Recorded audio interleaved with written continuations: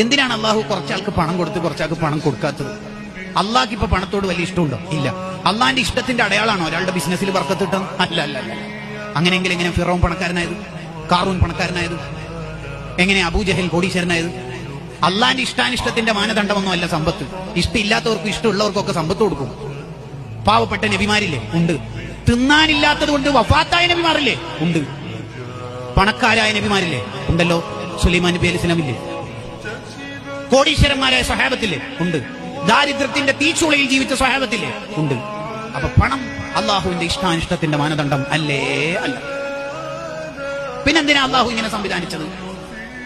പണക്കാരന് പാവപ്പെട്ടവനോട് commitment ഉണ്ടോ എന്ന് അറിയാനാണ് ചിലരുടെ കയ്യിൽ പണം കൊടുത്ത് ചിലർക്ക് പണം കൊടുക്കാതെ അള്ളാഹു ഇങ്ങനെ നിരീക്ഷിക്കുന്നത്. ലിയബ്ലുവക്കും അയ്യുക്കും അഹ്സനു അമലാ.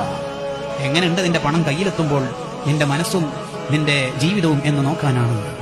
അതിനാ അള്ളാഹു സംവിധാനിച്ചത്.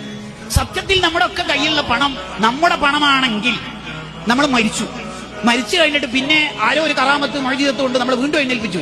ഈ മരിച്ചതിന് ശേഷം അനന്തര സ്വത്ത് ഓഹരി വെച്ച പണം നമ്മുടെ മിൽക്കിലേക്ക് അധികാരത്തിലേക്ക് തിരിച്ചു വരുമോ ഇല്ലയോ? ഇല്ല. അപ്പൊ മനസ്സിലായി നമ്മളല്ല പോയി. ഇത്രയേ ഉള്ളൂ. ഉപ്പ 25 കൊല്ലമായി കെട്ടിവെച്ചിരിക്കുന്ന വാച്ചാണ്. നമ്മളെല്ലാം ഉപ്പാന്റെ ഊരിയെടുത്തു. ഇനി കബറിലേക്ക് പോകുമ്പോൾ വെറും 3 കഷ്ണം തുണികളല്ലേ ഉള്ളൂ. ആ വാച്ച് ഉപ്പാന്റെ കയ്യിൽ തന്നെ കിടക്കട്ടെ എന്ന് ഏതെങ്കിലും ഒരാൾ പറയോ? ഇല്ല. അവസാനമുള്ള വാച്ചും ഊരിയെടുത്തു. ഉമ്മാമാന്റെ ചെവിയിൽ മുഴുവൻ സ്വർണ്ണം. ചില നാട്ടിൽ അതിന് അലിക്കത്ത് എന്നൊക്കെ പറയും. ഓൾറെഡി കാത് കുത്തിയതിന്റെ പുറമെ ഇവിടെ എല്ലാം സ്വർണം.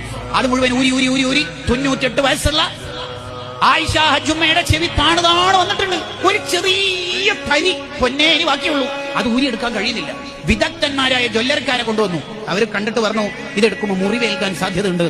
ഏതെങ്കിലും ഒരു പേരക്കുട്ടിയായ ആയിഷയോ ഫാത്തിമയോ അല്ലെങ്കിൽ ഫൗസിയോ പറയോ കിടക്കട്ടെ ഉമ്മാമാന്റെ ചെവിയിൽ? ഇല്ല. അവസാനത്തെ തരി വരെ പൊരിച്ചെടുത്ത് കൊണ്ടുപോയിട്ടല്ലാതെ ഖബറിലേക്ക് നീക്കൂല.